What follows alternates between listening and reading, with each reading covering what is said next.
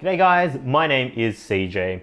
Hope everyone is staying safe, staying indoors, and washing your hands thoroughly. With all the craziness happening around the world, what with the pandemic and self-isolating at home, I've been using this downtime to do a little bit of reflecting, and a lot of this has been regarding the current generation of flagship smartphones, especially since getting my hand on the S20 Ultra. I'm going to make a video about the S20 in time, but today I'm going to talk more about the Google Pixel 4, a phone that's been out for about 6 months at the time of shooting the video. You look at the S20 Ultra, and then you look at the Pixel 4, and you wonder why would anyone bother with this Pixel when you could have this? And the answer really isn't that simple. Now this isn't going to be a full-on blow-by-blow review. Instead, these are some very simple musings about my experience with the Pixel and why someone would consider going for the Pixel 4 in this day and age, especially when you have phones like the S20, the P4, and the upcoming OnePlus 8 in the pipeline. Let's get started.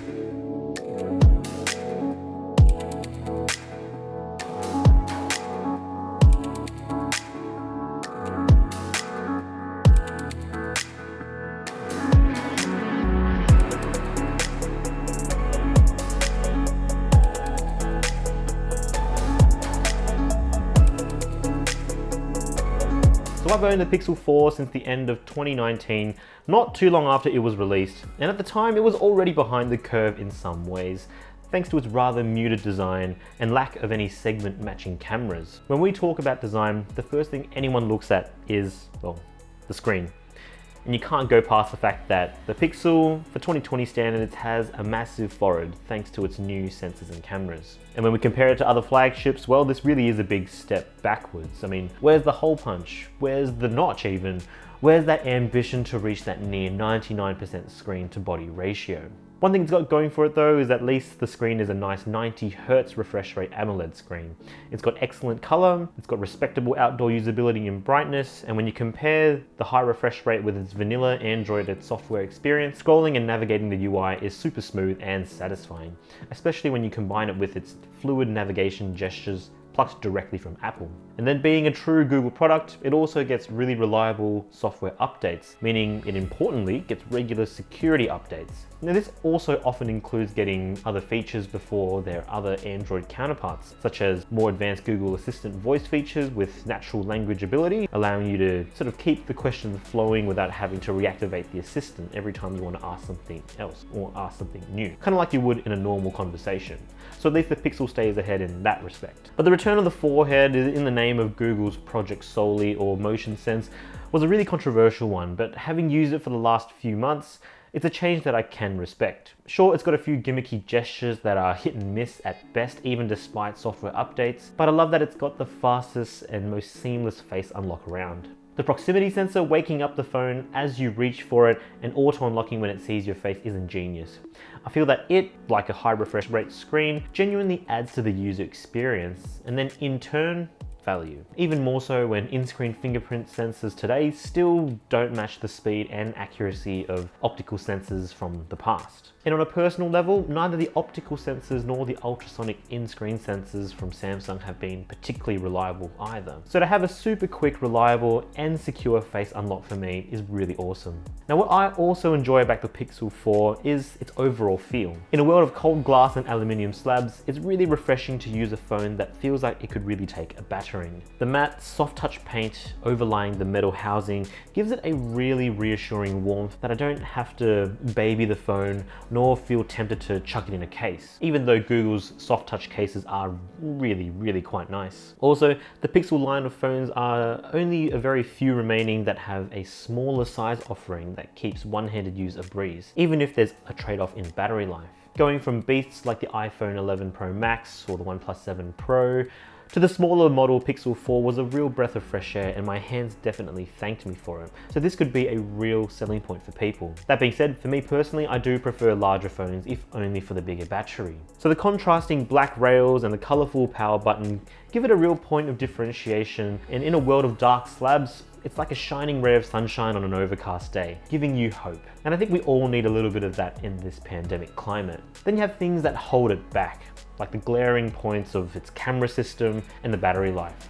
And that's weird because cameras and photography are literally the reasons why people choose the Pixel in the first place. But don't misunderstand me, photos taken by the Pixel are still up there as one of the best in all general scenarios, day and night. It still has one of the best night sight implementations, and its astrophotography feature is a nifty added bonus, even if it is a little bit temperamental when trying to activate it in the right conditions. But then everyone gets caught up in the hype surrounding shiny new camera features in the new flagships, and none more obvious than in the S20 Ultra with its super high megapixel count and space zoom telephoto lens. I mean, I feel the most useful feature addition in smartphone photography in general over the last few years has been the inclusion of an ultra wide lens. These days, most flagships tend to have such highly optimized algorithms to estimate depth that the telephoto lens, I reckon, doesn't really prove all that useful when adding depth information. I mean, the original Pixel didn't need a telephoto lens, and the Pixel tended to have some of the best portrait mode photos in all smartphones. I know I rarely use the telephoto lens,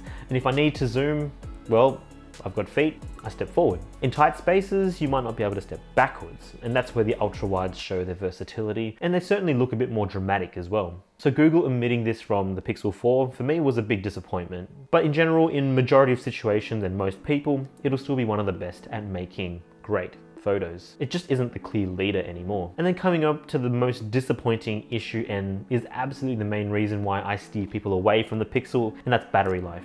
Like I said, I've been using the smaller version and it really struggles to hold a charge for even a single day with just very general light to moderate use. Forget it if you're going to be taking heaps of videos or photos or playing games. You're going to need a spare power bank. I have heard the XL model fares a little bit better, but for the price you pay, it's certainly unacceptable. It's the main reason I love using the iPhone 11, and also the reason why I'm a bit skeptical about the S20 Ultra, at least the Exynos chip. So stay tuned for that video. If you have access to wireless chargers all over the shop like I am, then it becomes less of an issue since you can just plonk it down charging when you're not using it. And that also applies to, I guess, the situation we find ourselves in right now with home self-isolation. You're never going to be too far away from a power point. But then why should anyone choose the Pixel 4 in this current climate? Well, for one, it's still one of the smoothest and most fluid Android experiences out there. And especially in markets like Australia where OnePlus just doesn't exist, you won't get many smoother, cleaner and vanilla Android experiences. And you'd be the first to get regular security updates as well. In terms of flagships, it's also one of the few that allow you to have a smaller size. Design flaws aside, if you can deal with the battery shortcomings, the Pixel still stands as a really strong iPhone alternative for Android. At recommended retail price, it really isn't worth it, but if you can find it at a discounted price, and most Android phones do go on sale throughout the year, then I think there is certainly a place in the market for it.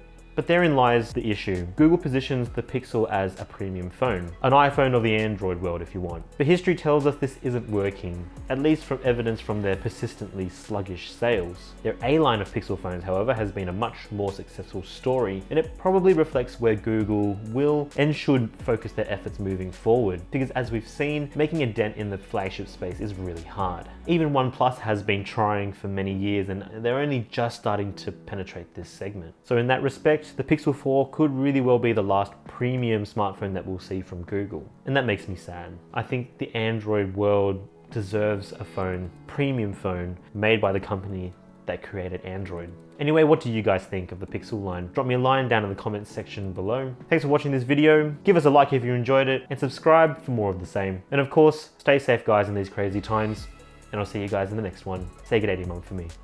Cheers. And wash your hands.